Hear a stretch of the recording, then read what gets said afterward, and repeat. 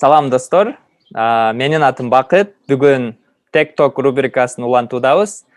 Өзүңүздөр билгендей, ар бир чыгарылышта биз кыргызстандык ийгилик жаратып жаткан мекендештерибиздин менен маек курганга аракет кылабыз. Ар бир видеонун ылдыйында текст болот, ошол жерде дагы окуп туруңуздар. Ал жерде видеодо айтылган пайдалуу ресурстарды, пайдалуу маалыматтарды тиркеп коебуз. Бүгүнкү коногубуз менен билим жөнүндө көбүрөөк маек курабыз. Ал Кореяда билим алып, андан кийин азыр Америкага келип, бул жакта да билимин улантып жатат. Рубрикабыздын коногу Салижан болмокчу. Билим деп чуркаган жигиттердин бири. Салижан, бүгүн биздин рубрикага кош келипсиң. Анда өзүң жөнүндө айтып берсең. Саламатсыздарбы, көрүүчүлөр, угармандар. Жаш окуучулар болсо, ата энелер болсо баарына салам айтабыз. Атым Салижан Кылычбеков. Ош шаарынын тургуну болом. 2013-жылы мектепти бүткөм, андан кийин Кореяга келдим. Кореяда Ульсан улуттук илим жана технология институтунда окудум. Ал жерде бакалаврды бүтүрүп, магистратураны бүтүрүп, негизи азыр бул жакка Америкага келгендин максаты докторантураны баштоо да. Ошол. Ал Кореяда окуганымда биринчи физика окудум, экинчи бөлүм компьютерный наука. То есть computer science and engineering деп коет англисчеси. Баары англис тилинде өттү. Негизи Кореяда бир канча андай десем, мүмкүнчүлүктөр бар. Ошолорду да бүгүн сөзсүз айта кетебиз. Маегибиз жемиштүү болот деп үмүттөнөм. Чоң рахмат чакырганыңызга. Акшыга кош келипсиң. Буйрса, келген максатың, планыңдын баары ишке ашат деп ойлойм. Кыскача айтып өттүң, эми ошону кененирээк талкууласак. Сен Америкага 2,5 ай мурун келипсиң. Ошо кайсы программа менен келдиң? Кандай багытта окуганы келдиң? Ошол жөнүндө бизге айтып берсең. Мен азыр магистратурада окуп атам. Full scholarship плюс стипендия берет айына $1000. Бирок негизи мындай ачык алганда Америкага магистратурага келип аябай оор. Мен билишимче мындай scholarship бербейт да обычно. Докторанттарга берет, аспирант докторанттарга. Же болбосо бакалавриатка тапшыргандарга берет обычно. Бирок магистранттарга эмнегедир аябай сейрек кездешет бергендер. Мен буга чейин көрө элек болчумун. Мен өзүм экспершн болуп калдым. Ошол. Мага бир тааныш аркылуу эле чыгып калды. Бул жакта Курманбек жана Эрмек деген эки физика окуп аткан, докторантура кылып аткан байкелерибиз бар.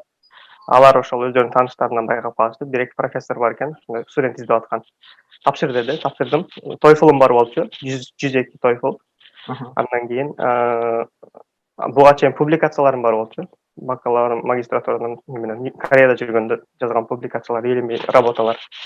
Баарын ошол резюмеге топтоп тапшырдым. Тапшыргандан кийин scholarship беребиз деди.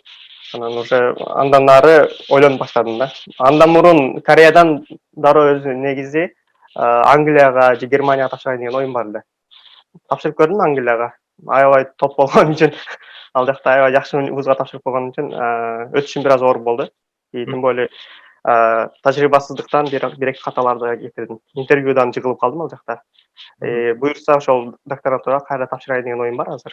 Азыр бул жакта ошол Америкага келгендин максаты трамплин катары колдонойм деп атам да. Азыр бул жакта дагы бир эки публикация жазып, TOEFL беркилерин дагы күчөтүп, билбейм, 100-102 жетсе керек азыр. Бирок андан башка дагы көп эле критериялар бар да, жакшы докторантура өтүү үчүн. Сенин багытың азыр эмне деп аталат, программаңдын аты? Biophysics, Material Science. Кыскачасы материалдар илими, материалдар изилдөө илими, биофизика. Общий процесс канча убакытта? Общий процесс аябай бат өттү. Себеп дегенде мен кайсы убакытта мен январда тапшырдым Англияга. Ал аплан болчу. Ал жакка өтүп калсам бүт баарын таштап Англияга кетмекмин да максат боюнча.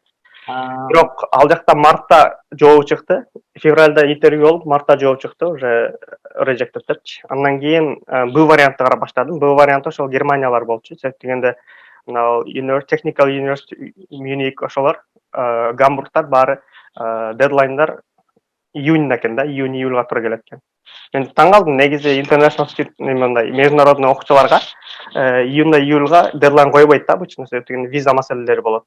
Сентябрга чейин виза маселелерин бүтүрө албай калат депчи. Билбейм, бирок ошентип Германияны карап отурсам эле, бул жактан ошол Эрмек байке как раз PhD'ге баштап аткан экен. Курманбек байке менен мурун сүйлөшкөм. Ал айткан ошол Америкага келсем жакшы болот депчи. Ал өзү азыр Джонс Хопкинсте, Джон Хопкинс University, билсеңиздер керек, Америкада дүйнөдө негизи топовый университет медицина боюнча. Анан Эрмек байке айтты ошол Америкага кел, мен как раз мен тапшырган жерде шанс бар деп. Сонан мен аны көрүп негизи башында кызыккан деле жокмун, бирок макул эми тапшырсам тапшырыпмын деп тапшырып койдум, ошентип башталып кетти да бүт нерсе. Баары мен ойдогудай эле болуп атат, буюрса докторантурага жакшы эле даярдык болуп атат. Жакшы, жакшы. Бердеги университет жөнүндө кыскача айтып берсең. Кентаки штатында университет өтө деле мындай престижный эмес, университет Public University, мындай государственный университет. Окуучусунун саны менин оюмча 20 миңден ашса керек. Аябай эле көп окуучу бар ичинде. Ошол анан в основном educationга фокус кылган. Бул жерде PhD программа жок физикада мисалы. Эмнеге ачпайсыңар деп сурадым, департаментте сурасам, PhDге аябай көп ресурс керек болот деди. Бизде андай ресурс жок дейт. Макул дедим. Ошол негизи скромный эле университет, бирок эң негизгиси мага акчасын берди, scholarship берди, плюс стипендия берип атат, плюс нормальный research топиктер бар. Мен жасай ала турган. И профессор бар. Поэтому мен оюмча келгени стоит болду да. Дагы бир тактап кетсек, сен азыр акысыз окуйсуң, андан сырткары стипендия аласың, Айлык стипендия берет. Айына канча стипендия? Айына tax before tax $1000, after tax 870. Деле көп деле эмес, бирок студент үчүн жашаган жетет да. Америкага келген экспириенсиң боюнча бөлүшсөң, 2,5 ай болуптур. Кандай культурный шок болду, кандай нерселер сага жаңы болду, Корея менен айырмасы ошолор байкалдыбы деген. Негизи мен уже cultural shock деген нерсе болбой деле калган болуш керек азыр. Себеп дегенде буга чейин көп эле элдерди көрүп эле келатабыз. Мектеп кезинен деле көп эле кыдырганбыз.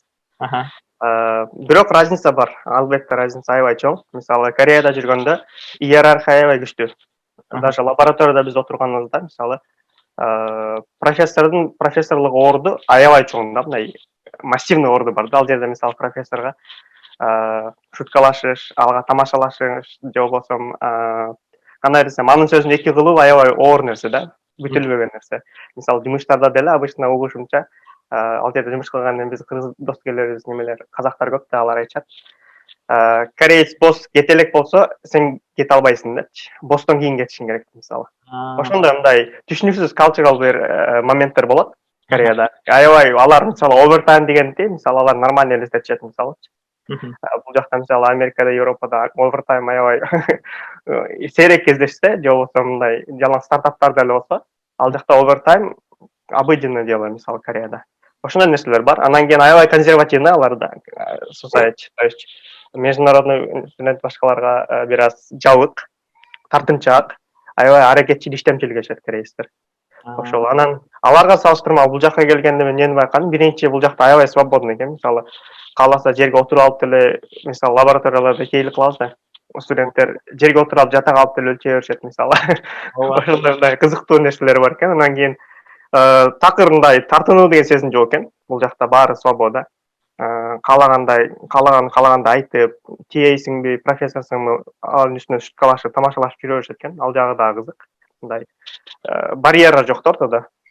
Ошол эки нерсени байкадым. Туура байкапсың, Салижан. Ошо бул жакта садиктен баштап эле, башталгыч класстан баштап эле өзү проектти жасап самостоятельно. Ошону pitch деп коет го, мындай презентация кылып айтып бергенге ошого көндүрүшөт да. Андан сырткары жанагы алдында ким болот, президент болобу же агай болобу, баары менен ачык айкын сүйлөшүп, жерге отурган же сабак учурунда тамак жеген, ал көнүндүк эле жөнөкөй эле нерсе да биякта. Өзү каалагандай киймей, өзү каалагандай жүрмөй. Кореяга кайрылалы. Буга чейинки билим таржымалың көп Кореяда болуптур. Менин билишимче сен Кореяда 2 университетте окупсуң. Ошол жөнүндө бизге кененирээк айтып берсең. Ошол бакалаврда негизи мен физика, компьютер сайенс окуп, потом уже 3-чү курстарда уже мен кечирээк түшүнүп жеттим. Уже физик болсом, коомго пайдалуураак болом, буюрса депчи. Физик болсом, мен максатыма дагы туура келет депчи. Башында компьютер сайенс менен баштагам негизи. Мен дагы ошондой компанияларда иштейин, же болбосо стартап ачайлы депчи, бирок аягында уже карасам, компьютер сайенста негизи биздин байкелерибиз башкалар уже көп ойлотот. Негизи мындай ал жакта тартып кете турган күч бар да. Негизи сайенста биз ачык эле айтканда Кыргызстан аябай эле артабыз. Ошого сайенста эч ким жок болгон үчүн, Курманбек байке ошол саналуу эле адамдар болгон үчүн, Кыргызстанда СССРден бүтүргөн сайенстар негизи аябай эле мындай эски, мисалы алардын публикацияларына карашкан уже актуальный эмес да, аябай эски. Эски жашоо менен калып кетишкен. Азыр саналуу эле сайентисттер бар, поэтому ошол тармакта бир аз жүрүш кылайлы деп ошол тармакка өттүм. Андан кийин бакалаврда окуганда full scholarship болчу ал жактагы. Плюс айына $450-500 негизи болчу. Ал жакта университеттен зависит, то есть эгер мисалы жөнөкөй public universityге барсаң, контракт төлөйсүң. Контрактты өтө деле көп эмес, бирок студент үчүн оор эле төлөгөнчү. Мисалы $3000-4000 биздин аукса сыяктуу окуп атат. Мисалы Seoul Nation алышылар баары ушундай. Yonsei, Кореяда дегендерчи. Ал жерде тил курсунан башташың керек болот. Бир канча проблемалар бар. Анан мен тапшырып атканда лицейди бүтүп аткан моментте как раз даярданып, эсейтилерге даярданып, уже скорлор даярдап, анан Америкага же болбосо Кореяга деп пландаштырып, Кореяга тапшырганда ошол full scholarship стипендия көргөн үчүн бул жака келгем да. Андан кийин бул жакта окуп жүрүп, магистратурага тапшырдым, ошол same эле university, то есть мындай Hyundai деген машинаны билсеңиздер керек. Ооба. Ошол чыккан шаарда да. Бакалаврда университеттерден зависит болсо, магистратурада почти баары эле университетте ал жерде scholarship берет, плюс айлык берет. Себеп дегенде магистратурада негизи өзгөчөлөнүп, Кореянын вуздары сен research кылганың үчүн сага акча төлөйт. Ал безоговорочный эле нерсе. Каждый эле университетте бул окшош эле болуш керек. Сен бүткөндөн кийин ким болуп иштей аласың? Көбүнчө изилдөөчүлөр эми ошол бир тармактын келерки 30-50 жылдык келечегин азыртан тест кылып, азыртан изилдөө жасашат го. Сен ошону айтып берсең. Жакшы суроо. Негизи келечекте мен ким боло алам? PhD бүткөндө же азыр деле мисалы кааласам академияга кирсем болот. PhD бүткөндөн кийин. Академияда мисалы бизде профессор дегенде стереотип бар. Профессор is a teaching professor да. Чандай эмес. Негизи профессордун 80%, 70% анын баалай турган, ийгилигин баалай турган критерия бул research results. Мисалы бүт эле Нобель алгандар болсун, түрдүү сыйлыктар алгандар баары эле профессорлор, бирок баары research үчүн алат, баары teaching үчүн албайт. Teaching үчүн аябай эле аз фокус бөлүнөт. Эми экинчи момент, мен бүткөндө ким боло алам? Бүткөндө мен скорее всего буюрса азыр биринчи приоритетте teaching research профессорго аракет кылып атам. Ошол жакка кирейин депчи. Мындай чоңураак, жакшыраак университетке research профессор болоюн деп. Анан ал жакта ошол жакта тармак куруп кетейин деп. Research кылган топиктер болсо, ошол medical physics болушу мүмкүн. Мисалы медицинский девайстар жасашыбыз мүмкүн, оборудованиелерди. Же болбосо мисалы физиканын бир определенный бир азыркы тармагында, энергетический тармагында изилдөө жасашыбыз мүмкүн.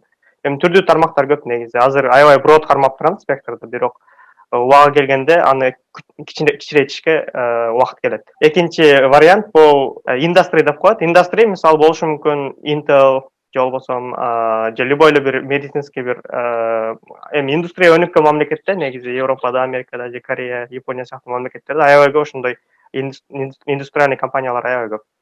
Ошолордун бирөөсүндө иштесең болот, инженер болуп иштесең болот. Бул экинчи вариант. То есть в худшем случае буюрса ошол жакка деген ой бар. Ошол индустриде акча көбүрөөк, ал ачык айтыш керек. Туура. Академияда болсо акча азыраак, бирок эгер distinguished профессор болуп калсаң, мындай аябай авторитетиң жогору болуп кетсе, сага көп төлөшөт. Юнисте мисалы Американан келген мисалы citation деген маселе бар. Бул канчалык сенин жумушуңду кабыл алышат дүйнөдөчү, комьюнитиде, мындай коомдо. Аябай авторитетный профессор бар. Жылда Нобель сыйлыкка неме болот да, номинация болот. Бирок утелет пока. Бирок номинация болгон профессорлор бар, 2-3 профессор бар. Алардын билишимче айлыктары дагы аябай жогору эмес. Сага ийгилик, чоң дүйнө жүзүндө элдер же көп компаниялар колдоно турган изилдөөлөрдү жасайсың деп ишенем. Буюрса, Түштүк Кореядагы ЮНИС университети боюнча көп угуп баштадым. Кимдер тапшыра алат ал жака? ЮНИС 2009-жылы ачылган. Мындай opening ceremony болуп, 2009-жылы ишке кирген, биринчи студенттерди алып. Аябай жаңы университет. Анын профили KAIST'тин копиясы. То есть KAIST кандай болсо, ошонун модернизированный вариант. Бүт кылган стратегиялары баары бир аз апдейтед болбосо, ошол эле KAIST'тиндей эле системалар. Мисалы funding systems, internships, education fairs, company fairs баары KAIST'тиндей өтөт. Ошол. Андан кийин студенттер да ошондой кылып алган. Мисалы KAIST'те массивный казактарды алган, ЮНИСТте массивный казак кыргыздарды албасыңчы. То же самое. Мисалы KAIST'те ошол эле дүйнөдө медалисттерди алса, gold, silver медалисттер аябай көп. DGS, KAIST, JIS, UNIST булардын баары окшош бири-бирине. Institute of Science and Technology да, баарын ист менен бүтөт. Мисалы UNISTке фандингдер көбүнчө ошол Samsung'дан, LG'ден, анан көп ошондой чоң компаниялардан келет.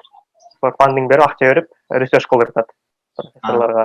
Өздөрүнүн research centерлери бар. Ошол юнистин ошондой өзгөчөлүгү бар. Анан кийин эмнеге кыргыздар, казактар көп барат ал жакка? Себеп дегенде, кыргыздар, казактар ал жакка башында өздөрү чакырышкан. Өздөрү аракет кылышкан ошол жакка. Себеп дегенде, университет жаңы ачылган. Өздөрүндө мисалы өтүш аябай оор, мисалы ал жакта айтышат 10%тен аз депчи. И көбү тапшырбайт. Мисалы ал жакта Science High School'дарын мисалы тапшырса 20-дан 2 адам, 1 адам тапшырат экен да, мисалы. Ишенгени тапшырат экен. Алардын дагы 10дон 1-ин алат. Мындай аябай селектив да, то есть ал жакта competition аябай жогору. International болгондорго аябай жыргалдыйт силерге, бирок айттым эми бизге деле тең эле эмес болуш керек депчи.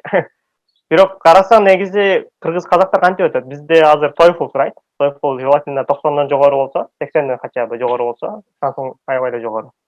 Анан экинчи ийгиликтерди караш керек. Эсселер жазасың, мисалы, ошол жерде мисалы сен өзүң ийгиликтерин жазасың да, мисалы, эмне үчүн жөнүндө иштейт, буга чейин кандай кыйынчылыктарды басып өттүң, кандай ошолорду чечтиң, мисалы, маселелердичи. Ошол бүт сенин характериң баарын текшеришет да. Лицейлерде же болбосо ошол физмат школаларда олимпиадниктер көп, ошолорду көп алчу. Бирок азыр негизи аутсага жөн эле барып, мисалы, аутсада окуп, аутсадан трансфер кылгандар да көп. Трансфер дегенде аутсан токтотот дагы юниске которулуп кетет. Себеп дегенде юнисте full scholarship стипендия болгон үчүн аутсага караганда аябай эле выгодныйраак да. Тем более Кореянын квалификациясы аябай жогору. Эми ошондой университет. Анан эмне үчүн кыргыз дегенге жооп ошол. Өздөрү биринчи келип, өздөрү биринчи реклама кылган. Кыргыздар көп тапшырды да. И азыр пабликте деле мисалы, негизи тапшыргандарда деле азыр кыргыздар, казактар күчтүүрөөк. Квота бизден зависит этпейт деди, мисалы. Квота силердин окуучуңардан зависит этпейт да, мисалы. Күчтүү окуучулар күчтүү портфолио менен көп тапшырса, көбүрөөк өтөт дейт. Анан биз бөлбөйбүз дейт да, кыргызды мынча алабыз, казакты мынча алабыз, бөлбөйбүз дейт. Биз international pool кылып коюп коебуз. Мисалы, international биз жылында мисалы 40 студент алышыбыз керек. 40тан канчасы күчтүү кыргыз чыкса, мисалы 40тан 40 эле кыргыз болуп калышы мүмкүн дейт. Негизинен туура нерсе да, то есть күчтүү болсоң өтпейт да. Баары бюджетпи? Контракт жокпу? Ооба, international студенттер үчүн баарына бекер. Плюс стипендия берет. Алар баалаганда 3 scholarship'e бөлөт да. Биринчи scholarship gold scholarship деп коет, экинчиси silver scholarship дейт, анан үчүнчүсү dream scholarship дейт. Dream'ге өтсөң $130 аласың. Silver'ге өтсөң 500 аласың, gold'га өтсөң 800 аласың. И ал, то есть комитет өзү баалайт аны. Акыркы жылдары дейли, жылына канча кыргызстандык студенттер келип окушуп атат? Кыргызстандыктар башында көп алып атты. Башында себеп дегенде студент керек болуп көп алды, мен оюмча. Английскийге карачу эмес. Мен тапшырып атканда, например, английский юниске барып тапшырганмын. Ошондо мисалы 70 канча, 72 ошондой болгон. Аябай эле аз да, TOEFL. Ал менен негизи любой эле англоязычный вузда өтө албайсың да. Туура. Ал убакта пешенем бар болчу, мындай жыргап калган. Бирок азыр мисалы TOEFL 90дан аз сурабайт, мисалы албайт. 80ден аз дейли. Ошол. Анан кийин канча кыргыз дегенде 4дөн 5ден алып атты негизи. Бирок быйыл көп алыптыр. Мен ойлойм, быйыл консалтинг компаниялар жакшы иштешти, менин оюмча. Ошол жактан кыргыздардын портфолиосу жогорураак болду, менин оюмча. Себеп дегенде өткөндөрдүн баарында карасаң аябай ийгиликтүү балдар. Балдар, кыздар да. Көбү мисалы трансфер кылгандар бар, мисалы. Алар деген 2 жыл, 1 жыл өзүнүн үстүнөн иштеген адамдар болуп калат да. Трансфер кылса, значит, ошол убакка мындай көздөп жүргөн да ошол процесс. Окутуу ошондо англис тилинде жүрөбү? Окутуу 100% английский. Анан корейский курстарды аласың, негизи. Кореяда болгон үчүн культурасын үйрөнүшүң керек да.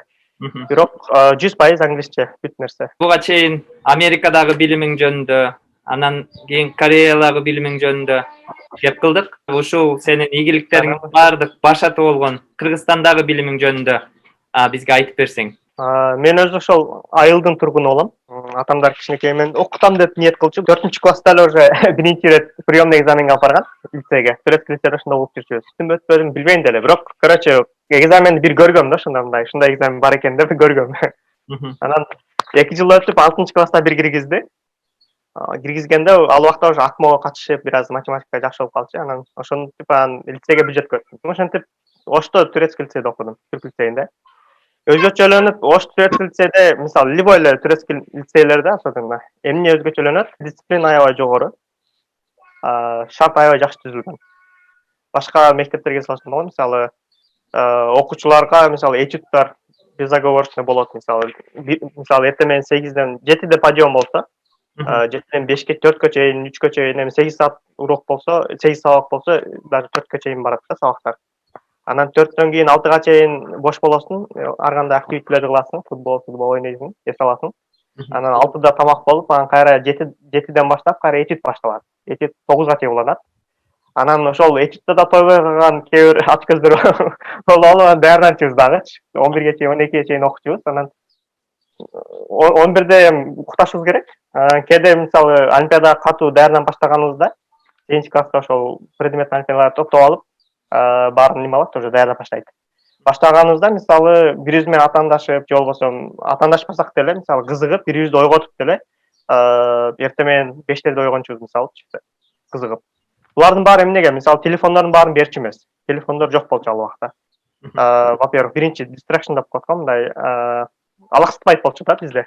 Анан полностью концентрация баары окууга болчу, и плюс аябай чоң атмосфера болчу. Лицейге барганда биринчи диктантта мисалы 12 ката мен 2 алгам мисалы. Аябай чоң удар болгон. Мен русский класска киргизип койгон, айылдан вообще орусча сүйлөбөй билбей жүрүп, анан русский класска киргизип койгон, ушундай катастрофа болгон башында. Анан ыйлап барып уже отличник болуп баштадым кайрачы. Себеп дегенде full scholarship'ти 100% сактап калышың үчүн баары 5 болуш керек да. Жылдыкта. Ошентип ушундай кызыктуу моменттер болду. Андан кийин уже 9-класстан баштап полностью олимпиада болуп калды. То есть сабактарга киресиң, анан олимпиадалар башталат. Олимпиадаларда лагерлерге кетесиң, уже башка шаарларгачы, Бишкекке, Таласка, Токмокто жүрдүк. Даярдануу үчүн, Даярдануу үчүн. Ал жакта да ошол Эрмек байке менен Курманбек байке менен ошол жакта жолуккан. Биринчи ирет. Алар Курманбек байке Каракол лицейинен чыккан. Бизден 4 жаш, 3 жаш улуу. Эрмек байке болсо бизден 1 жаш улуу Нарын лицейинен чыккан. Ошол баары физиктер. Алган сыйлыктарың жөнүндө айтып берсең, катышкан олимпиадаларың жөнүндө, алган медальдарың жөнүндө. Артыбыздан түшүп окуткан мугалимдер болду. Ошого баарына чоң рахмат негизи. Ийгилик дегенде ошол өлкөдө биринчилик бар. Өлкөдө биринчилик немеге республиканский 3 жолу катышкан. 9-11-де. Тажрыйба алып уже 10дорго барганда 10-класста уже биринчи болгонбуз. Анан кийин отборочный турдан өтүп, уже азиатка катыштык. Өлкөлүк деңгээлде ошол биринчилик бар, биринчилик, экинчилик. Дүйнөлүк деңгээлде болсо, honorable mention деген нерсе бар. Физикада негизи 3 эң чоң олимпиада бар. Биринчиси International Physics Olympiad, эң престижный, баары катышкан, баары ошол дүйнөдө бүт университеттер, даже Гарвард, MIT-лер ошого аябай көп көңүл бурат. Сен дүйнөлүккө медалиң болсо, бул сен уже сразу немеге өтөсүң да. Интервьюга уже сени алышат уже. Мындай шансың болот. Андан кийин TOEFL-дарын жакшы болсо негизи, конечно. Анан кийин экинчиси ошол 2 ирет дүйнөлүккө катыштым. Экөөндө тең ошол биринчисинде пешенем болуп меншин болду, экинчисинде пешенем болбой меншин болду. Экинчисинде бронзага же күмүшкө аракет кылган болчумун. Негизи менин оюмча шансым аябай эле жогору болчу. Себебинде баарын эле чыгара алат суроолор келген. Бирок экспериментальный турда бир аз жаманыраак болду. Ал жакта ошондой меншин болуп калды. Анан СНГ мамлекеттеринде Жаутуков деген олимпиада бар. Бул Казакстанда уюштурулат. 16-17 мамлекет катышат жылда. Россия, Индонезия, анан СНГ мамлекеттери, Украина, ошол Грузия баары катышат. Ошол жактан бронза бар. Коло медаль. Ошол. Физика боюнча? Ошол. То есть мындай аябай деле жогору эмес, бирок Кыргызстан деңгээлинде менин оюмча жакшы эле результат. Мен өзүм жөнөкөй мектепте окугам. Биздин убакта ОРТ жаңы келгенде тест деген эмне экенин билбей туруп ОРТге барганбыз. Баа бердим мен лицейдин берген билимине, билим системасына. Биздеги мектептердин көбү ошондой болсо деп тилемекмин. Булар жөн эле билим эле бербестен ошол учурда окуучуларга тарбияны берип атат. Андан сырткары ушундай бир баягы журтчулук деп коебузбу, же комьюнити түзүп берет экен. Ошол жерде бирин бири көрүп өсөт. Ошол биздин кругтан ушундай адам чыккан, андан менторство бири-бирине кылышып, негизинен аябай жакшы бир система түзүлгөн экен. Менин оюмча ошо эң алдыңкы олимпиада медальдардын ээлери көбүнчө ошо түрк лицейлеринен чыккан жигиттер, кыздар болуп атат да. Билимге сени түрткөн, салымын кошкон адам ким сенин жашооңда? Негизи меники стандарт эле. Меники атам мисалы Ленинградда окуган убагында, инженер болуп. Mechanical engineering деп коет. Инженер-конструктор да. Ал өзүнүн мечтасы бар болчу, ошол чоң бир компанияда ошондой Кыргызстанда ошондой компанияда иштейбиз деп. Анан ишке ашпай калгандан, как раз 89-жылы вузду бүтүрүп келгенде советтер бузулуп кетип атпайбы? Так болуп анан кийин азыр балт элек кылат, арбагат. Ошол анан кийин көп эле кыйынчылыктан өттү. Ошол 4 балабыз баарын окутам деген ниети болгон экен. Ошол кичинекейинен баарыбызды окутту. Баарыбыз лицейлерде окудук. Улуу байкем ошол азыр Австрияда программист. Анан кийин эжем математик, байкем стоматолог ортоңкусу, азыр Бишкекте клиникада өзү достору менен ачкан. Мындай бүт баарын кара пешенетер менен тапты буюрса. Дагы алдыга чыгып атат. Мени ошол улуу байкелеримдин каратып туруп эле мынтип өстүрдү да. Физикага киргендин себеби дагы ошол улуу байкем менен как раз уксаңыздар керек. Максим, Кайнар дегендер ошол убакта аябай актуаль болуп турган. Ошол байкелер дагы химия, физикадан катышкан. Мен ошолорду көрүп, мен байкем биолог болчу. Биологиядан дүйнөлүктөн бир эле олимпиада бар да. Бир эле дүйнөлүк бар. Ошол убакта байкем 9 классында дүйнөлүккө чыкты, республикадан 10дорго катышып 1 болуп, 10да чыкты, 10дорго катышып кайра 1 болуп, 11лерде катышып дагы 1 болду. 3 жолу 1 болду да. Байкем айтты, эгер олимпиадага катышса, эним анда желательно химия, физика катышсын, ал жакта олимпиада көп. Ал жакта өзүнүн көрсөткөнү көп шансы болот деп. Мен биология деп. Мен негизи байкем турат биология кире турган ниетим бар болчу башында. Ошентип мен физик кылып койгон. Анан кийин жагып кетти негизи. Менде көп ошондой капризничный жол экен. Мисалы мен бир нерсени аракет кылсам, жактырып кетет экенмин. Аябай андай неме эмесмин да, мындай капризный эмесмин. Ошого физиканы окудум, физика жагып кетти. Азыр физиканы аябай эле жакшы көрөм, мындай неме эмес да, мындай күнүнө 24 сааттан 19 саат окупай десе окуп кое берем да, проблема жок. Ошол анан кийин үйгө түртүү болгон ошол. Апам в основном чет жакта иштеп, акчадан жардам берип атты. Казакстанда коммерсант болуп, Чымкентте окуган, иштеген. Чымкент обычный эле мисалы айылда ата энелер кандай иштесе, ошондой иштеди. Мында мен бир ирет барып көргөм. Аябай оор кырдаал ошол жакта. Ооба. Атам болсо үйдө ошол полностью education'ды контроль кылды. Себеби атамдын образованиеси, высшее образованиеси жогорураак болчу. Ленинград окуп ошондо кылган. Апамдыкы Ошмуда бүткөн, филолог, лингвист, педагог. Анан кийин ошол негизинен атам көбүнчө түрткү болот.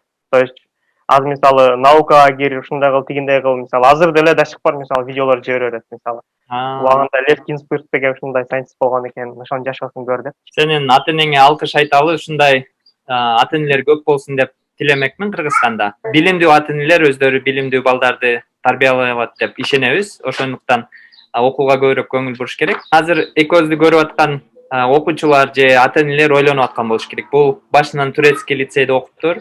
Булуку заранее эле уже чечилген ушундайларга окумак депчи.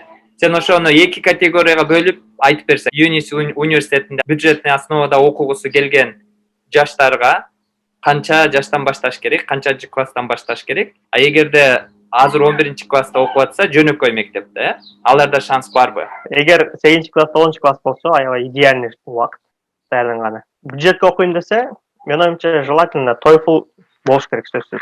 Эгер международный университетте бюджетке окуйм десе. Мен тапшырып атканымда, любой эле бир школьник болсо, тапшырып атканымда көп эле критерийлерге карайт. Биринчи критерий бул сенин транскриптиң, бааларың болот. Эгер 8-класс болсо, сен аябай жашсың, шансың бар, баарын 5 кылып үлгүрүп кал. Кайнар байкенин бир видеосу бар YouTube'да, ошол аябай жакшы саммарайз кылган. Мындай жалпылап айтканда, университетке тапшырганда сен бир нерсени көрсөтүшүң керек болот дачы. Мындай сага бир ийгилик керек болот, экстраординарий бир нерсе керек болот. Мисалы, Кайнар байке өзүнүн дүйнөлүктөн алган күмүш медалын ошой пример келтирген да. Мен MIT-ге же Америкага күчтүү вузга өткүм келген. Ал өтүү үчүн мага английский язык керек болчу, поэтому лицейге өттүм. Лицейге которулдум да, Агаханда окуганда башында. Лицейге которулуп, лицейге которулгандан кийин да, мисалы, лицейде баары эле келсе, баары эле ошондой олимпиадага катышып кетип башка болот. Ал деген жалган нерсе, мисалы, лицейде деле аябай көп спектрум бар. Отличник бол, английскийиң өнүктүр, анан өзүң далилде. Өзүң далилде дегенде ар кандай олимпиадалар болсун, волонтерский жумуштар болсун, баары менен көрсөт да. Ушул 3 нерсени кылсаң, анан кийин портфолиоң аябай күчтүү болот. Ошол портфолио менен эсселерде уже жазасың анан кийин. Эсселерде сурайт, эмне үчүн сен компьютер сайенс окугуң келет дейт. Сен эсселерде эгер эч нерсе кылбаган болсоң айтасың, мен компьютер сайенсти жакшы көрөм, поэтому окугум келет дейсиң. Эгер сен историяң болсо, айтасың, мен кичинекейинде компьютерим бузулуп калган. Бузулуп калганда аны оңдотушту билбеген үчүн өзүм чукулап чачып жыйнагам, анан ошентип компьютер жактырып калдым. Анан кийин мектепте карап турсам олимпиадалар бар экен, барып катышып көрдүм. Кийин карасам жеңилдим, анан катуураак даярдандым, өжөрлүк кылдым. Кийин биринчи орунду алдым деп баарын айтып бересиң мисалы. Бул уже реальный история болот. Лицейде окубай эле жөнөкөй мектепте окуган, 11-класска келип калган. Аларда кандай шанс бар? Себеби көбүн 11-класска чейин баарын даярданыш керек да. Класс. Мен азыр биринчи айтканым 8-9 класстарга болду. Эгер 11-класс болсо аябай кеч негизи. Мындай ачыгын айтыш керек, аябай кеч. Ситуация оор. Бирок өзгөрткөн шанс бар. Эгер кааласаң жертва кылсаң болот. Кааласаң 1 жылың жертва кыл. Английский үйрөн, башка кыл, стажировка кыл компанияларда. Арганда, Бишкекте Мэттер деген бар, Opgen деген бар, биздин мисалы ошол айтылуу күчтүү программисттер бар, ушул жакта иштеп жүр. B12 бар, мисалы B12 Кайнарбек иштейт. Эми алар интерншипке, стажировкага окуучуларды ала албай билбейм, эми ал жагын сураштырып билишиңер керек. Бирок бирөө эле барып, мисалы бир жолу барып, анан рeject кылып койсо, кайтарып койсо, болду, мен шансым жок экен деп койган туура эмес да негизи. Жашоодо аябай көп отказ аласың. Аны кабыл алышың керек. Ошол 11-класс мисалы менин оюмча 2 жол бар. 11-класс биринчи жол орут тапшырып туруп эле Кыргызстандын бир вузуна кетүү. Анан кийин ошол жакта жүрүп, магистратурага же болбосо мындай компанияга өтүүгө аракет кылуу. Мисалы мен билгендер күчтүү окуучулар бар болчу, фундаменти күчтүү болчу, бирок алардыкы мындай неме эмес, нолдон баштаган эмес. Ататүрктө мисалы күчтүү компанияга кеткендер бар, мисалы мен тааныганчы. Аутода мисалы жакшыраак компанияга кеткендер бар. Мен лично советовать этмек эмесмин Кыргызстанга калганы, себеби азыр биздин билим берүү деңгээли ага жете элек, андай уровеньге. Ошондуктан мен кеткенге да мындай шашылып кеткенге да каршымын. Себеби финансовый көп проблемалар болот, башкалар болот, мындай көтөрө албай калышы мүмкүн да студент бала. Поэтому эгер ошого өзү ошол нерсеге мындай даяр болсо, ментальный психологически ошол нерсени көтөрө алам десе, анда макул. Мисалы аутсада айтып атпаймынбы, мисалы ЮНИСКе котолуп кеткендер бар деп. Ошондой кылышсың да, кайталаштың ошол стратегияны.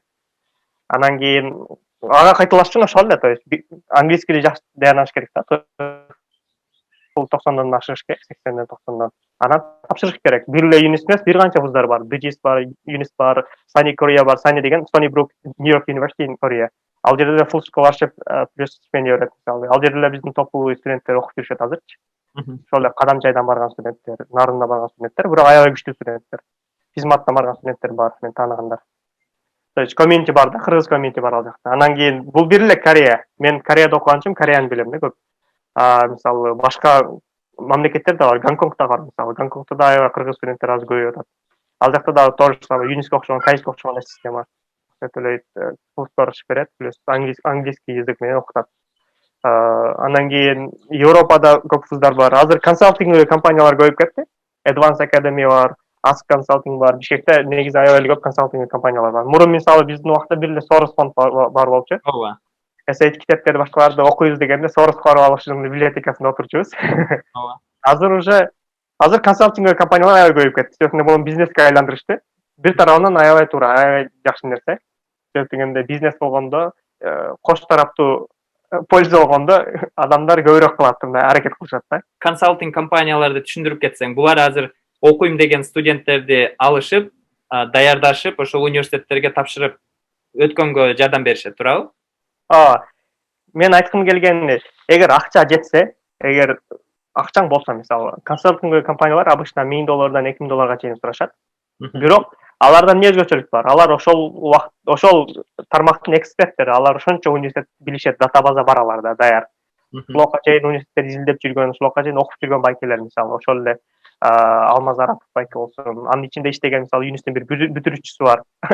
TOEFL мисалы почти 105тен жогору болчу, точно билем. То есть аябай күчтүү специалисттер бар арасындачы. Эгер акчасы болсо, мен ошол жака эле бар демекмин. Алар эми кыска жолду көрсөтүп, ресурстарды алдына коюп коет, ушуларды оку, бияка өтөсүң.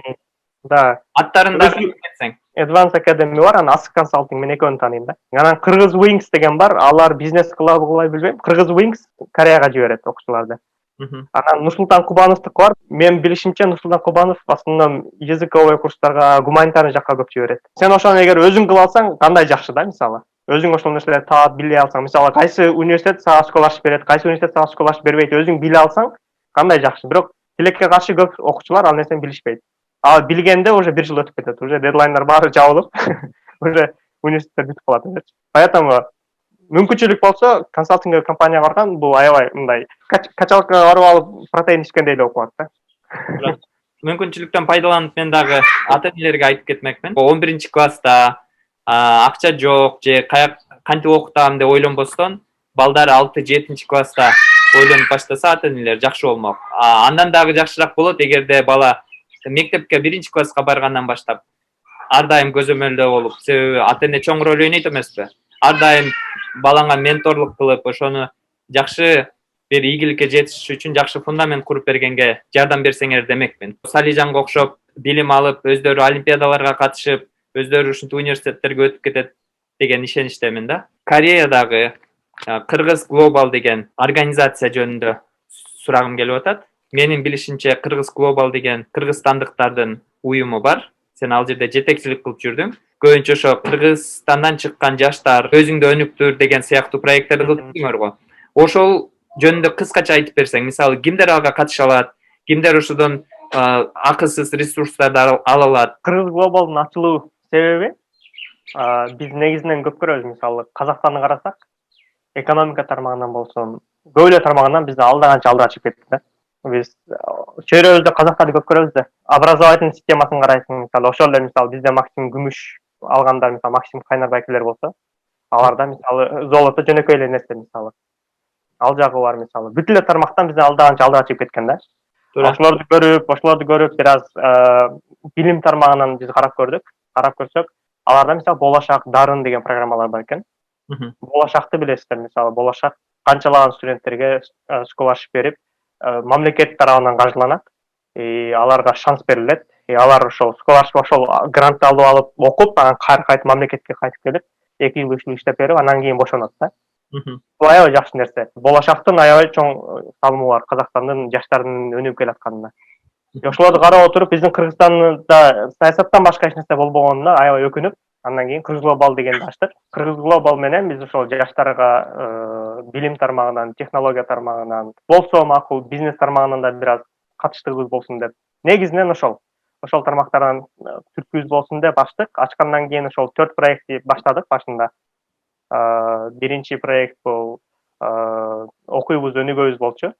Китеп көбүрөөк окуйлу деп, китеп көбүрөөк окуйлу, бизнес тармагынан көп окуйлу, ошол эле мисалы дүйнө тааным тармагынан көп окуйлу, башка мамлекеттер эмне кылып атат ошолорду билели деп.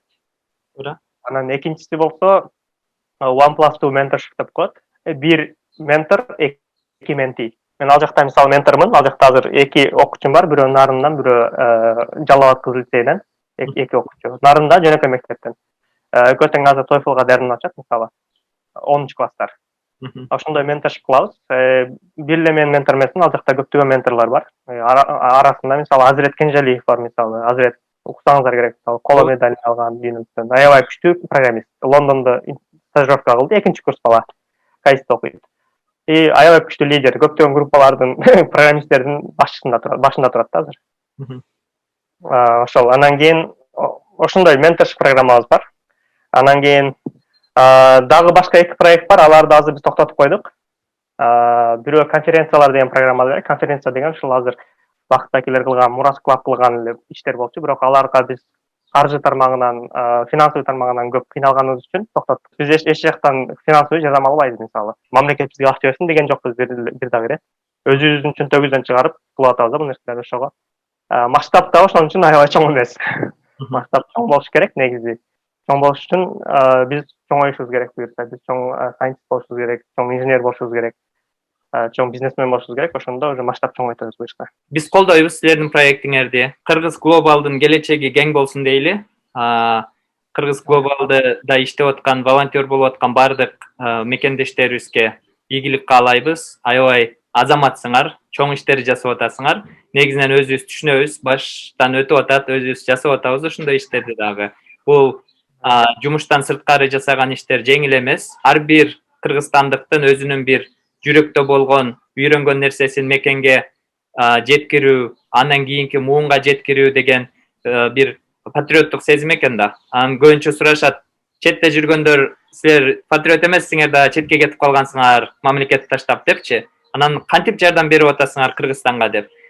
Конечно, эми биз акча таратып жардам бере албайбыз, бирок жаш муунду туура багытка буруп, туура маалымат берип, ушул заманбап кесиптердин ээси болушуп, Кыргызстандын өнүгүүсүнө чоң салым кошо турган платформа же ошондой комьюнитини даярдаганга биздин аз да болсо салымыбыз бар деп эсептейм. Чоң рахмат. Негизи Мурас Клабты биз көрдүк, аябай сиздер бат кеттиңиздер. Негизи куттуктанам. Азаматсыздар. Сөз жок. Биз биринчи ирет сүйлөшкөнүбүздө жаңы ачылган болчусуздар да. Туура. Уже аябай комьюнитиңиздер чоң. Программисттер аябай жакшы өнүгүп атат. Уже көп тармакка кирдиңиздер. Мен аябай мындай суктанам. Азаматсыздар, сөз жок. Буюрса сен дагы Чикагого келсең, проекттер менен таанышасың деп ишенем. Балким келечектеги конференцияларга катышып каласың. Сөзүбүздү жыйынтыктап атып, Кыргызстандагы жаштарга же ата энелерге эмнелерди айтмаксың? Мен биринчиде айтмакмын, үмүт үзбөш керек. Революция болгондо мисалы бир жума нормальный уйку деле болгон жок негизи. Переживать этип карайсың, азаттыкты карайсың, эмне болуп кетип атат экен деп. Анан үмүт үзбөш керек экен.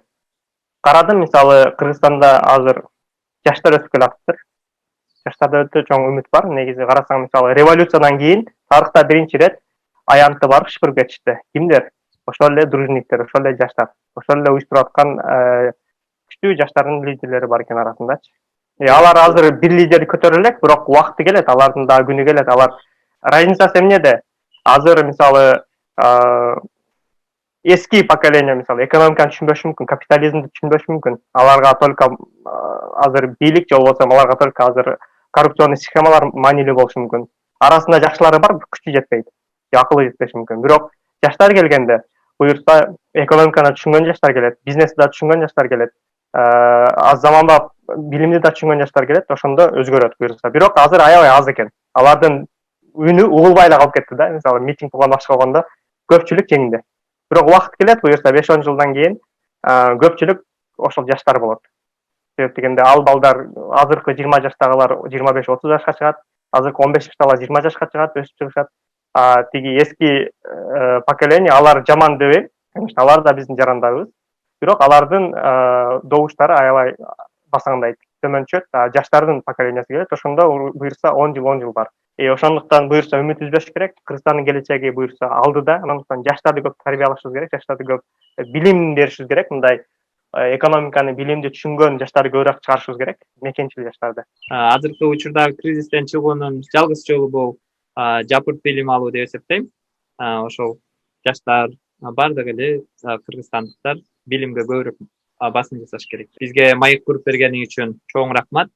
Ыраазычылык билдирем жана алдыдагы бардык баштаган пландарың чоң ийгиликтерди каалайм. Рахмат, Сизге да тынч болуңуздар. Assalomu alaykum барыңыздарга.